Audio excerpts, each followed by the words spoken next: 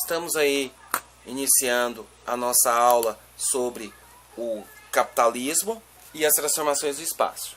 Nós sabemos que o capitalismo ele é um sistema político, econômico, social, é um sistema que provoca inúmeras modificações no espaço, é um sistema que traz desigualdades sociais e econômicas. E esse sistema, o que eu acho interessante, é que ele surgiu num momento crucial, pois ele veio para substituir o antigo sistema feudal. Através das grandes navegações, a gente percebe a primeira fase do capitalismo, o capitalismo comercial, no qual, através das grandes navegações, o homem traçou novas rotas para chegar aos produtos da África, da Ásia e do Oriente. Nós vamos ver aí que o caminho mais utilizado era através do Mar Mediterrâneo, que passou a ser controlado pelos italianos. Os portugueses, os espanhóis, tiveram que traçar novas rotas. A partir daí, eles conseguiram chegar aos outros continentes e conseguiram pegar essas especiarias, não só especiarias, como também escravos, e vendiam nas suas respectivas metrópoles.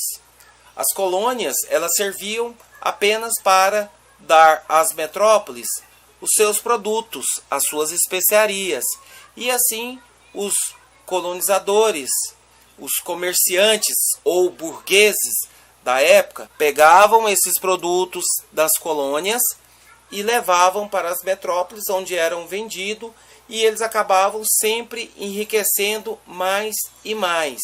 Era muito comum nas feiras o pessoal vender escravos e alguns artigos, algumas especiarias trazidas desses continentes. Então esta é a primeira fase do nosso capitalismo, o capitalismo comercial. Já nós vamos observar também que o capitalismo, na sua segunda fase, ele passa a ser industrial. Quando ele se torna industrial, a produtividade aumenta. O lucro, consequentemente, chega mais rápido nas mãos dos donos dos meios de produção. Ou seja, aquele velho tear que era manual, que precisava de pessoas para manuseá-lo, para fazer com que as linhas se trançassem para formar o tecido, agora vai ter uma máquina no lugar que vai fazer esse trabalho que era do homem. Só que vai fazer de uma maneira mais eficiente, rápida, pois a máquina ela não precisa descansar, ela não tem dor de cabeça, ela não tem filhos, então ela vai estar trabalhando. É válido lembrar que o capitalismo industrial ele foi impulsionado pelo capitalismo comercial.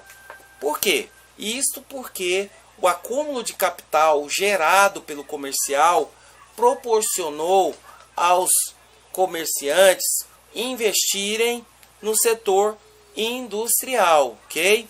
Observamos aí também o chamado capitalismo financeiro. A indústria ela vai produzir tanto, mas tanto, que vai gerar também um capital surpreendente.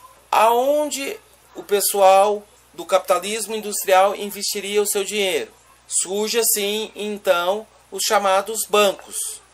Os bancos fazem parte do capitalismo financeiro, que, através dos bancos, eles vão financiar outras indústrias e gerar mais riquezas aí para os donos do capital. Olha só, com o desenvolvimento do capitalismo comercial, ocasionando pela acumulação de riqueza e pelo aumento da concorrência devido ao surgimento de novas fábricas, os donos de oficinas manufatureiras se viam forçados a investir no desenvolvimento de tecnologia para aumentar a produção de mercadorias. Ou seja, a concorrência estava aumentando, novas técnicas, novos equipamentos tinham que ser feitos para ganhar o mercado. O capitalismo financeiro, pessoal, é a fase atual do capitalismo, que é caracterizada entre o capital industrial e o capital financeiro ou bancário. Ela se desenvolveu principalmente após a Primeira Guerra Mundial, 1914 a 1918, quando o capital acumulado nas duas outras etapas do sistema necessitava de outras atividades para se multiplicar. Aí vai surgir o quê? Os bancos. Os bancos, através dos seus juros, né, empréstimos a juros, vai surgir novas indústrias, só que o dinheiro que financia essas novas indústrias, os donos vão lucrar em cima desse dinheiro. Nós podemos ver aí também quando o Estado ele passa a regular, ele passa a gerenciar os gastos, ou seja, na crise o Estado torna-se empresário e regulador.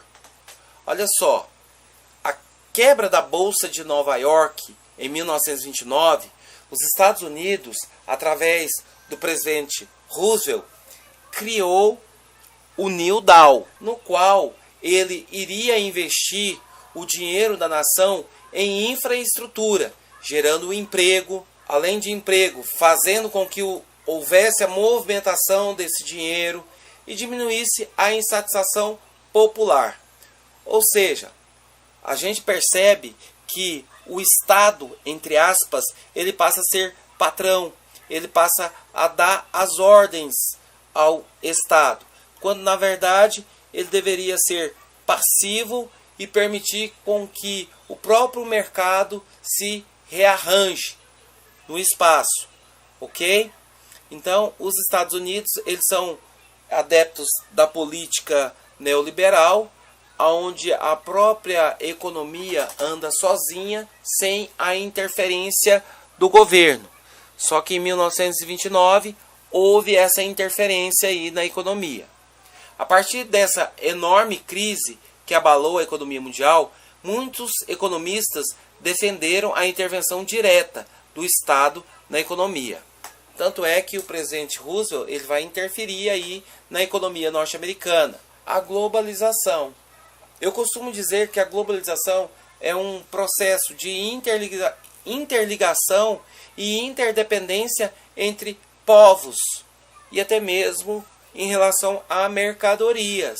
Hoje em dia nós usamos produtos que vêm do Japão, produtos que vêm dos Estados Unidos, que vêm da Europa. Eles também usam produtos que saem do Brasil, que saem da Argentina.